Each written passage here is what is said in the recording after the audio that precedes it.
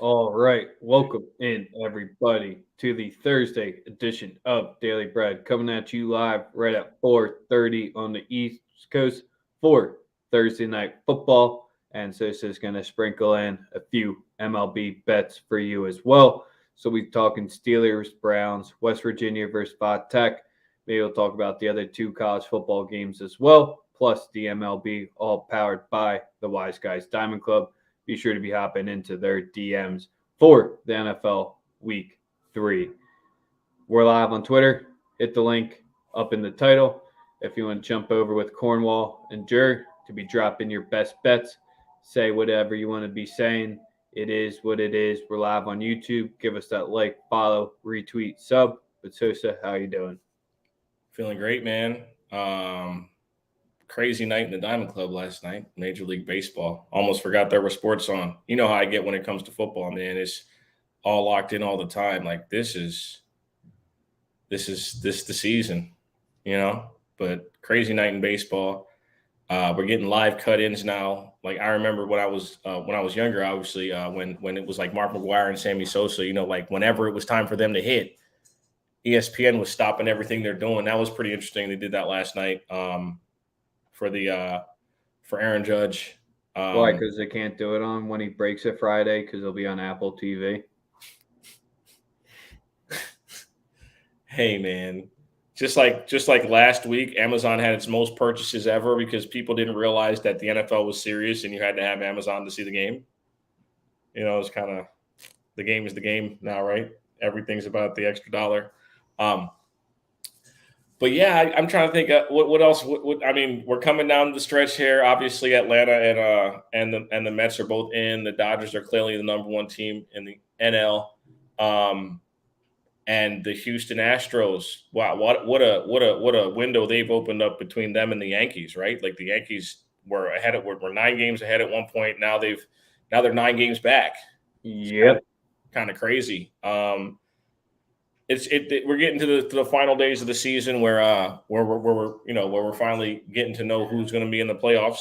So my my expectation is not to really like expend a lot of money on baseball, but I got a couple of plays just simply because it's there, and I went kind of heavy on some of the NFL plays, obviously. Um,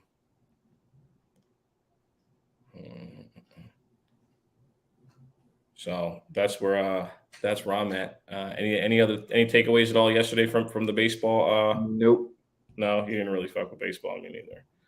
Um, yeah, but if you want to get into it, we can get straight into some baseball today.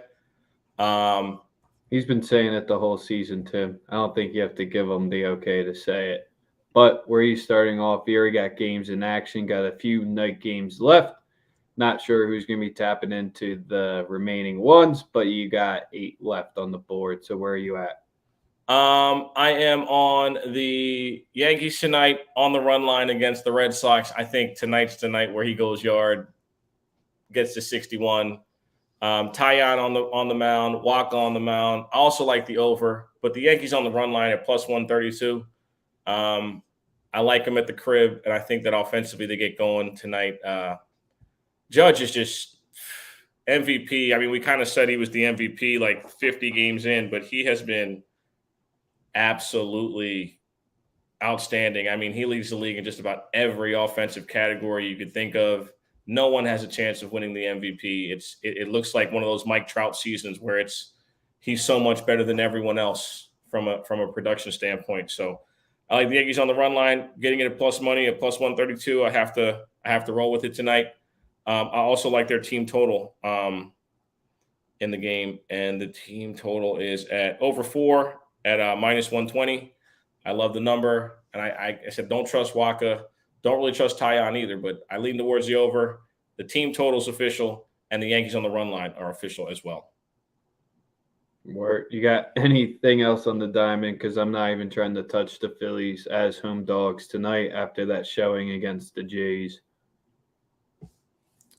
I'm rolling with the Dodgers. I know everybody likes Zach Gallen. I see a lot of people showing him a lot of love. Yesterday was the first time the Dodgers lost back-to-back games since July. 25th and 26th. Don't really see that happening again. Very, very, very disappointing performance. Maybe it's lack of motivation, seeing that you're facing a pretty not good team in Arizona. I like Urias to get us through. I like the Dodgers' first 5 run line, and -1.5. Not the minus half that they're going to give you. I think that the Dodgers come out here, swing the bat very well, and you get them at -1.5 first 5 at +128. I think we hop on Gallon. I don't like his stuff. They struggle against lefties. I think Urias comes out and performs well against an Arizona lineup that hasn't been, spectacular to any extent. So yeah, those are my 2 plays. I like the -1.5 first 5 with the Dodgers, and I'm on the Yankees. So I'm going out on a real limb. Big limb tonight. Your 2 Big limb favorite tonight. squads. Yankees, Dodgers. Your 2 favorite teams. Easiest way to be backing it there. Absolutely not. Yeah, I don't know. We're still waiting on Jammer. I guess we're gonna whenever he pops in, but we can do a little preview on tonight. Tonight's we'll go to college football next to make it through. I didn't know if Jammer was going to want to be betting WVU versus Virginia Tech, but that's probably your solid game of the night. And then you got 2 other games, not really on my radar. I'm not trying to bet Chattanooga versus Illinois or Georgia State versus Coastal, because Coastal has a fishy short line that they're only laying on the road there. So I just want nothing a part of it here. But the WVU and Virginia Tech might turn your eyes for it, because you have like 2 incomparable forces meeting up against each other, where WVU, all they can really do is pass. And that's what Virginia Tech's all right at stopping, but they've played terrible competition so far, so it depends how you take it. Then the other way around, WVU allows everyone to pass on them, but Virginia Tech can barely move the ball on Wofford. So I saw, where's the comment? Someone said it's Virginia Tech just because it's Enter Sandman. You could give me the first half just because of that. But if you're essentially just going to give it to me at a pick 'em or the plus 0.5 for the first half, that's not enough. I think JT Daniels shows up. WVU just had a rougher schedule. The double loss to Kansas, or the double OT loss to Kansas by double, definitely blows there. But I'd be trying to target WVU at a live price. The -135 money line is definitely too much. I'm not trying to lay 2.5 there either. The total sitting at 50. As much as it sucks, we're laying the under 50 at -110 here. I don't expect the teams to go through in the first half. I expect it to be less than 10-10. Then the second half, you can try to middle it, but I'll take the under 50 at -110. I haven't bet on Virginia Tech since week 1 of last year. And it was simply because of the Enter Sandman chant, and I thought that Sam Howell sucked. So whatever way you lean on this one, I roll with. I have nothing. I think both these schools should have their football programs taken away from them. I was about to say, WVU scored 31, 42, and 65 so far. Basically have passed the over on their own. Don't like it tonight. I think it's going to be a gross, slow game. Oh, I like that you, Capper, our man, is on the under 50.5 as well. Let's go. I like it. And that's what nobody wants to hear for Thursday night football. I'm surprised Roddy's not in the comment for Georgia State. I'm here for the football. I'm here for the league, man. I'm here for Monday night, for Thursday night football. For me, like I said, football is my favorite sport. I appreciate it more than others, because it's not all analytics. A lot of what you see is what you get if you know what you're seeing. It opened at 47. I mean, on my book right here, it's still sitting at 50. Always check DraftKings. They usually have some good odds as well. So that's what you should be locking it in with. Drop to 49. Check out JD. He might have some prize picks for this. Tell you who to stay away from. All right, let's get to the NFL play, Sosa, where we got to bring in our man from Delphi Sports, but we got to tease him a little bit before we bring him in because do we write out Mitch? I mean, he's only got to play Canada's offense so far. I know, especially of all people, he wants small hands. The guy Listen, from Sunny showing up with the gloves over it to make it look like he got bigger hands, but he can listen. bomb it. Will it happen in that offense? 1-1 coming in. We got our man Jammer Betts joining us live from the car. Appreciate him leaving the office. It looks like to be tapped in with us. But what's up? As if I needed more of a reason to leave the office, you know. Had to come in here, get you guys some money. You know, we're all here to cash. Got a big game tonight, obviously AFC North. Little brother, Cleveland Browns. Last week I told you guys the record that the Steelers were against the Bengals in my lifetime. Browns, Steelers are 44-10-1 in my lifetime against these guys. And I think we got a chance tonight to beat them, man. This low total, the weather, just the way that we performed defensively the first two games. I think that we can at least keep it within a one-score game and have a chance to win it at the end. But, man, like that first week had me so hyped for the team and just thinking that maybe we could get some offense rolling. But, you know, last week we were in it. If it wasn't for a muffed punt or maybe Cam Sutton had that interception, gives us a better chance to win. But I think that tonight with the weather and just at least getting some kind of offense moving on the field, we can at least keep it within a field goal to a touchdown and perhaps have a chance to even win it at the end of the game.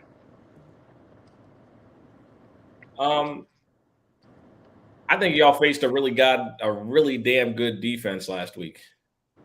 And the reason being is I watched how Miami performed against Baltimore. And you take it back a week before and you think, man, New England didn't let them do anything the entire second half. So that itself lets me know that like it's part of it was you guys played a really, really good defense, a defense that could game plan for you know what Mitch brings to the table. I think it's just a matter of time till the pieces start to really click. I think it's clear that there's not been a lot of continuity on the field, like timing wise. It takes a little bit. I do think that Mitch is equipped to run the offense. I think that and I also think that from a skill position standpoint, you guys maintain to be one of the best skill groups in the entire league. So I think it's just a matter of time. I think that it's too early for people to want to say go put Pickett in. I don't know how good Kenny is. You spent the first round pick on him.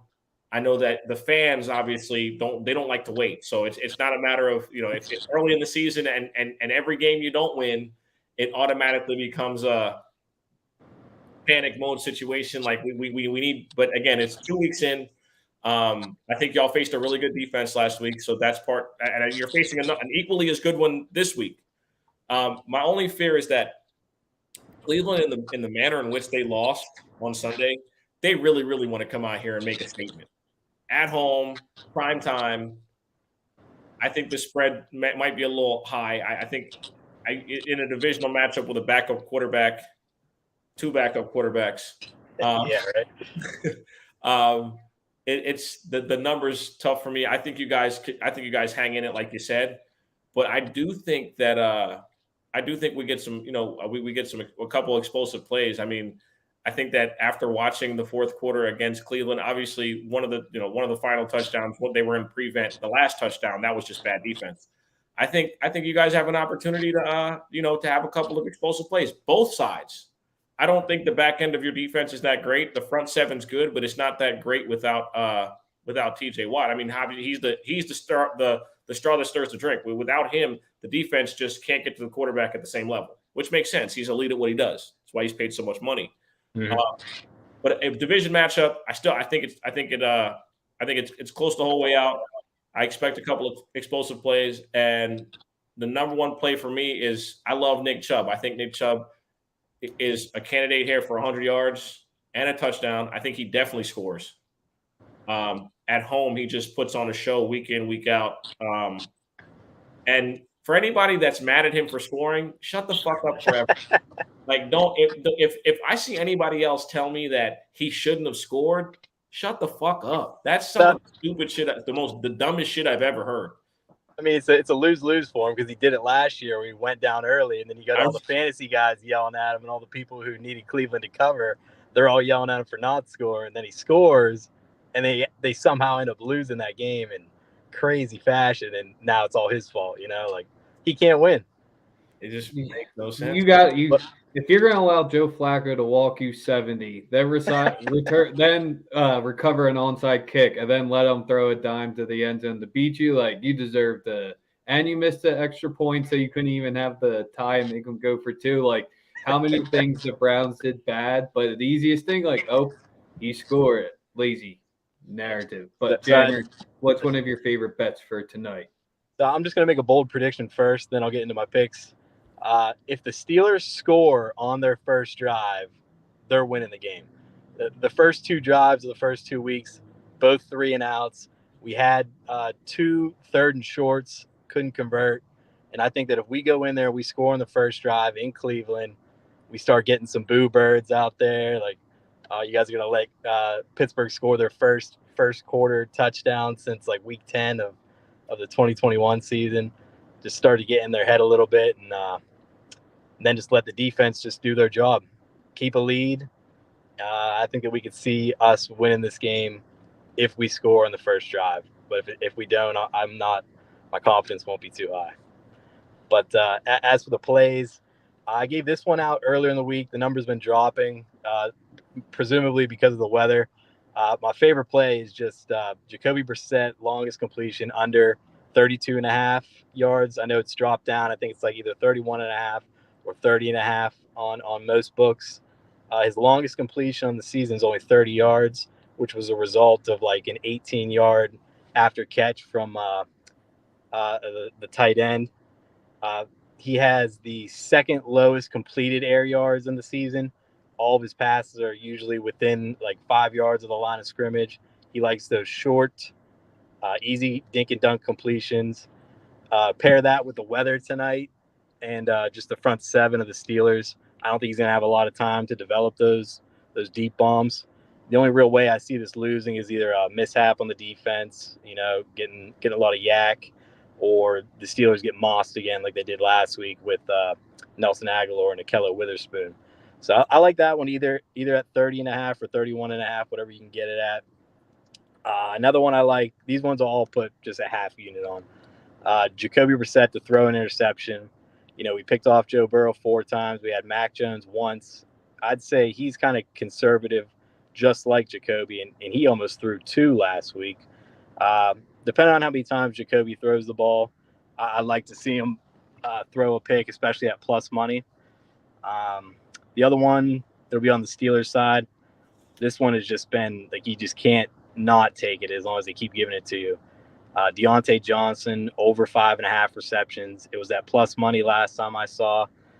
He's been hitting this number like 75% of the time, including last season. He's had double-digit targets weeks 1 and 2. He's having over 30% of the target share in the Steelers offense. Mitch loves him. He's kind of like his security blanket. I would like to see some more routes from him because all of his routes have just been outwards. He's not doing anything into the middle of the field. I don't know if that's just a comfortable thing for Mitch to throw that way or if that's just the way that they're designing this offense for Deontay. I think that if he gets double-digit targets, he should hit that number easy. And the last play I like is Najee Harris, anytime touchdown. I think I saw it like plus 150. It might be going down just because of the weather. But in 7 career games or 2 career games against the Browns, he's had a touchdown in each of them. I think that if we get down to the red zone, I feel like we're kind of losing trust in Mitch to make these decisions. I would just like to just see them run the ball. I don't want to see any more of these end arounds. I don't want to see any more of these little shuffle passes. Run the ball, establish a run game, and just pound the ball into the end zone. No more of this cute stuff, Matt Canada. All right. So that's what I'm rolling with.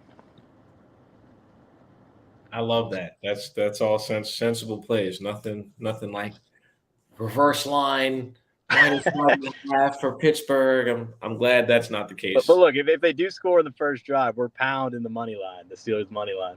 Fair enough. Fair enough. My favorite play. I'm running back the home run hitter of last week, Nick Chubb, to score 2 touchdowns at +490. They're going to give him the ball. I just don't see a world in which he doesn't get in the end zone one time. I mean, bro, he can score from 15. He can score from 50. He can score running to the edge, running between the tackles. Bro, when they got to the goal line the first time that he scored last week, they ran it on first, second, and third down. They didn't even think to put the ball in the quarterback's hands.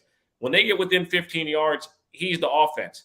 And they have arguably the best tandem in football. But here's the crazy stat.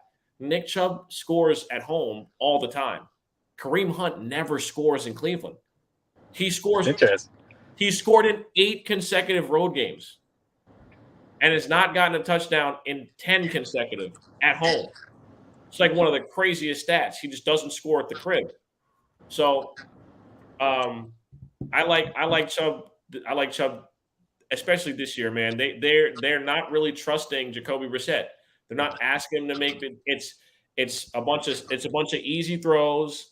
And then on third down, they put Amari Cooper in the slot, and that's been the offense thus far, based on what you see on tape. On third downs, Amari's in the slot, and they're just making it a simple read. It's the tight end underneath, it's Amari, and it's just get the ball out of his hands in certain situations. But the most part, the offense is Nick Chubb, and they spell him sometimes with Hunt, but. So one thing to watch out about that is Nick Chubb's 7 career games versus Steelers, only 1 rushing, actually just 1 touchdown in general. Well, I know. I'm gonna double that number today. The thing is, I don't trust the Pittsburgh front to that extent. Joe Mixon did not have a great game. He had 27 carries. They have a terrible O-line. Listen, yep. I've said it before. The best unit in football is the offensive line of the Cleveland Browns. If you watched what that offensive line did to Carolina in week 1, absolute assault. They should be getting their starting right tackle back tonight too, I believe. Absolutely. So that's my thing. I think that they can be absolutely dominant in the trenches. No TJ, you don't have to chip on anyone. You don't have to have an extra guy in the box just because of him. I think that the offensive line can have some level of domination. I like his longest rush of the game. Like I said, this to me, it's not the Pittsburgh defenses of old. The Patriots were still able to move the ball to some extent. They didn't get any points, but neither team's offense was particularly good. So I like Chubb to score tonight once. I think the value at +490, him getting the end zone twice, we might sweat it, but I think he has a legit chance. I'm on the Najee touchdown as well. I'm also on Amari Cooper to score a touchdown because I think just volume-wise, he's going to get all the targets. We know that already. Also, I took a small quarter unit play on each defense and special teams to score a touchdown. Quarter unit or quarter unit? Quarter.